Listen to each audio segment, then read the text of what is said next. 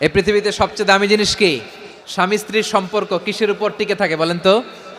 এরপরে আল্লাহ বললেন ওয়াল মুমিনিনা ওয়াল মুমিনাতি, বিশ্বাসী নারী এবং পুরুষ, আত্মসমর্পণকারী নারী এবং পুরুষ যেমনি আল্লাহর কাছে প্রিয়, ঈমানদার পুরুষ এবং নারীরাও আল্লাহর কাছে প্রিয়। পড়েন সুবহানাল্লাহ।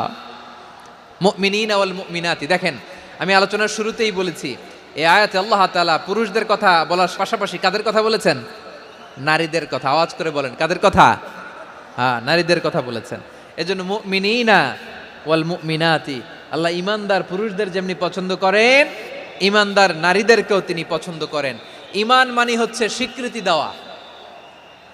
ঈমান মানে স্বীকৃতি দেওয়া। কিসের স্বীকৃতি? বিশ্বাসের স্বীকৃতি। কিসের? মাশাআল্লাহ, বিশ্বাসের স্বীকৃতি।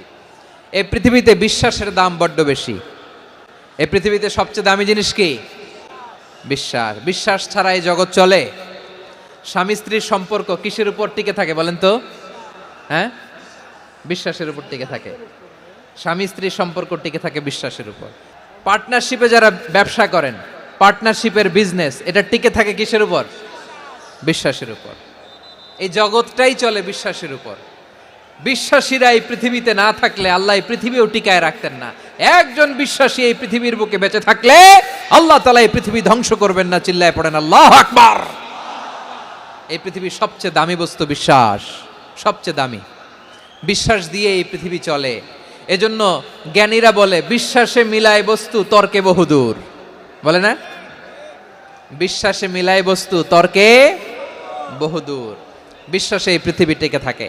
আচ্ছা দেখেন, ঢাকা থেকে একজন লোক কক্সবাজার যাবে, ডবল ডেকার বাস আছে না, যেগুলোতে ঘুমায় ঘুমায় যাওয়া যায়। তো দেখবেন অনেক প্যাসেঞ্জার বাসে উঠে আস্তে করে ব্ল্যাঙ্কেট নিয়ে, কম্বল নিয়ে ঘুম দিতেছে। ঘুম দেখেন তার কি বিশ্বাস ড্রাইভারের উপরে। এই বাস তো তারা চালাইতে চালাইতে নওগাঁ নিয়ে যেতে পারে, এই বাস তো তারা নিয়ে পঞ্চগড় ছেড়ে দিতে পারে, কিন্তু তার কোনো টেনশন নাই। সে দেখবেন ব্ল্যাঙ্কেট নিয়ে, কম্বল নিয়ে দিছে জনমের ঘুম। এর কারণ তার বিশ্বাস আছে যে সকালবেলা এই বাস কক্সবাজারেই পৌঁছবে। দেখেন বিশ্বাসের কত দাম। ঢাকা থেকে জেদ্দা ওমরা করতে যারা যান, দেখবেন 40,000 ফিট উপরে বিমানে অনেকে কম্বল চাপা দিয়ে ঘুম দিতেছে। ঘুম। এই বিমান 40,000 ফিট উপর দিয়ে পাইলট চালায়া এটাকে আফ্রিকার জঙ্গলে নিয়ে যায় নাকি ভারত মহাসাগরে নিয়ে যায়, তার কোনো টেনশন নাই। সে ঘুম, কারণ তার পাইলটের উপর, এই এয়ারলাইন্সের উপর বিশ্বাস আছে যে সকালবেলায় এটা জেদ্দা আন্তর্জাতিক বিমানবন্দরে ল্যান্ড করবে। ঠিক কিনা বলেন? বাবা বাবা তার কলিজার টুকরো সন্তানকে, ছোট্ট ছেলেটাকে দেখবেন মাঝে মাঝে আদর করে এরকম শূন্যে ছুঁড়ে মারে।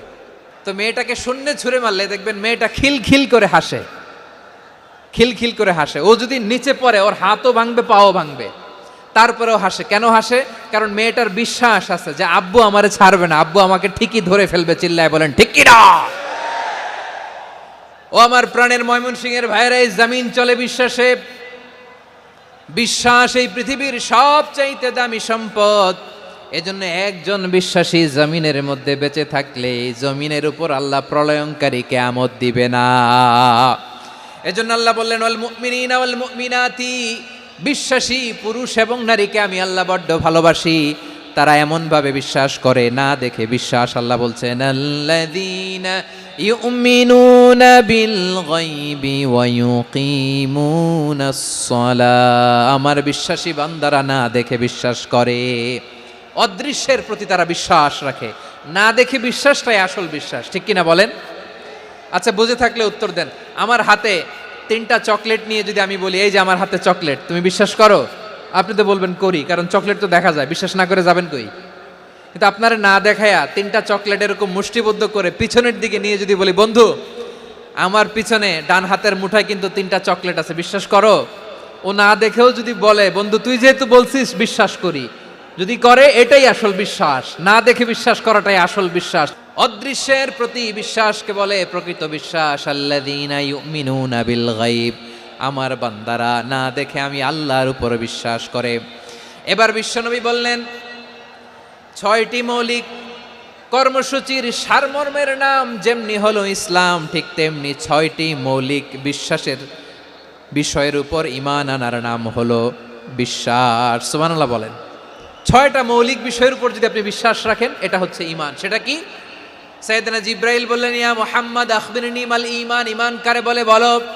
আল্লাহর নবী বললেন, আন তুমিনা বিল্লাহ, আল্লাহর উপর ঈমান আনবা। আল্লাহ নামটা আপনাদের ভাল লাগে?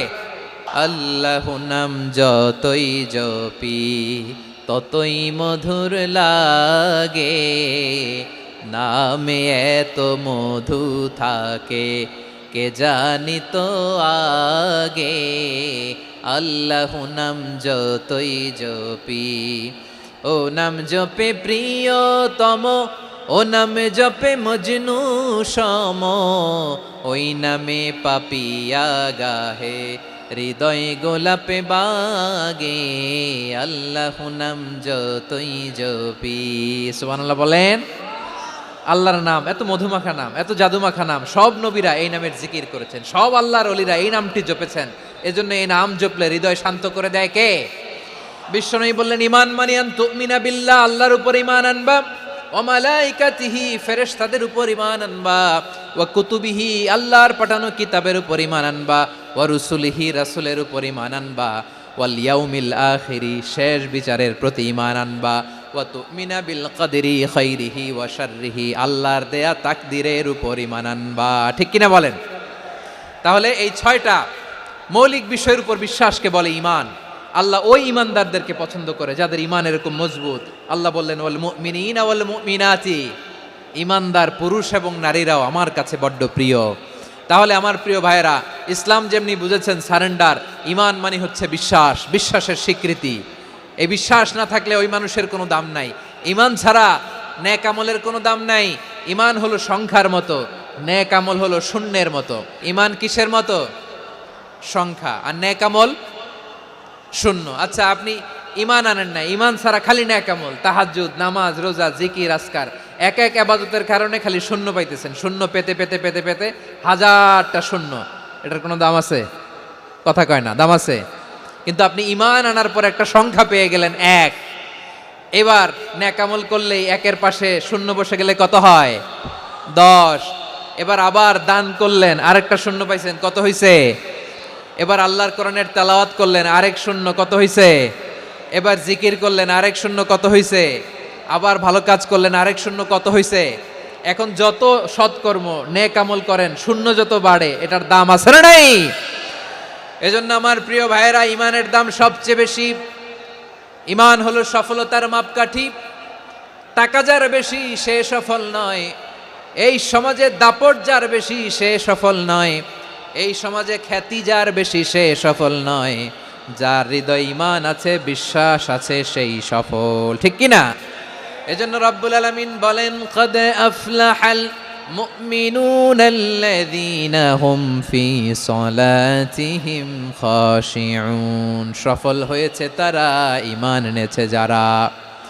রব্বুল আলামিন বলেন, ওয়ালা তাহিনু ওয়ালা তাহজানু ওয়া আনতুমুল আ'লাউনা ইন কুনতুম মুমিনিন, তোমরা চিন্তিত হয়ো না, ভেঙে পড়ো না, হতাশ হয়ো না, চিন্তিত হয়ো না, তোমাদেরই বিজয় হবে যদি তোমরা মুমিন হও।